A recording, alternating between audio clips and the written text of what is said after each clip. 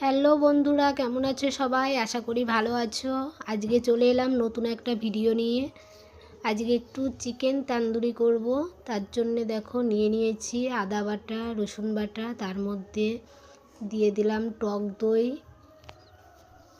তারপরে সামান্য একটু হলুদ, তারপরে দিয়ে দিচ্ছি জিরে গুঁড়ো, ধনে গুঁড়ো।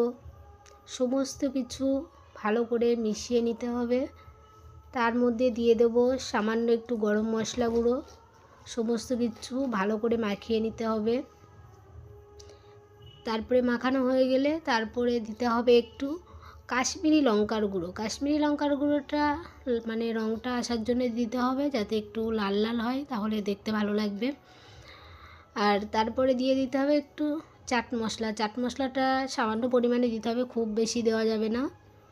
তারপরে দিয়ে দিলাম মিট মশলা। মিট মশলা দেওয়ার পর দই দিয়েছি আমরা টোটাল 500 গ্রাম দই দিয়েছি, কারণ আমাদের প্রায় 3 কিলো মাংস ছিল, 3 কিলো 3.5 কিলো, সেই জন্য আমরা দইটা দিয়েছি 500। এবার তোমরা যেরকম করবে সেই আন্দাজ মতো তোমরা দিয়ে দেবে। যে ম্যারিনেট করে আধ ঘন্টা মতো ফ্রিজে রেখে দিতে হবে, তারপরে তৈরি হবে চিকেন তান্দুরি।